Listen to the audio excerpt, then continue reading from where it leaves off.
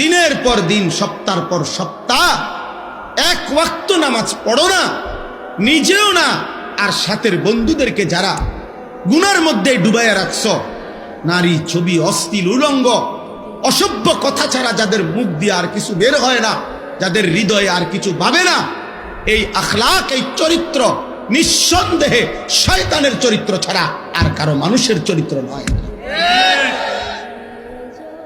শয়তান যদি দেখতে মন চায়, তোমারে দেখলেই চলবে, তোমার উপরে সওয়ার করে আছে শয়তান। শয়তান তোমার উপরেই সওয়ার করে আছে। তাহলে মুসলমানের বাচ্চা, মুসলমানের ঘরে জন্ম নিয়ে বেটা, এক ওয়াক্ত নামাজ পড়তে মন চায় না, তুই মানুষের বাচ্চা বেটা,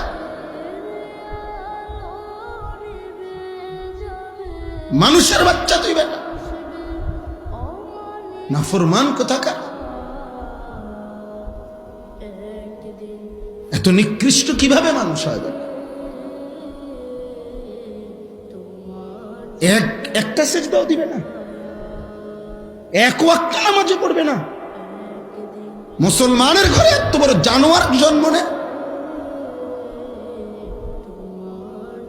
আরে বাপরে বাপ, এটা কি মানুষ? এটা ওরে তো পোস্টমর্টেম রিপোর্ট করা দরকার, ওরে দেখা দরকার। এটা শয়তানের আখলাক।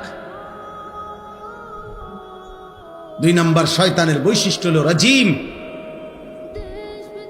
রাজিম মারদুদ, অভিশপ্ত, বিতাড়িত।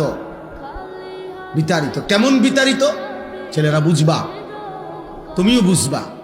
ইসলামী শরীয়তে কোন বিবাহিত পুরুষ এবং নারী যদি জিনা করে, যেটাকে আমাদের সমাজে পরকীয়া বলে, মানে জিনা যদি করে, বিবাহিত পুরুষ কোন অন্য নিজের স্ত্রীকে বাদ দিয়ে অন্য মহিলার সাথে জিনা করে, বিবাহিত মহিলা যদি নিজের স্বামীকে বাদ দিয়ে অন্য পুরুষের সাথে জিনা করে, এই পাপের শাস্তি হলো রজম, পাথর মারা। পাথর, এটারে আরবিতে কোরআনের ভাষায় বলে, ইসলামের ভাষায় বলে রজম, পাথর মারা। আল্লাহর বিধান, তারে পাথর মারতে মারতে হত্যা করো।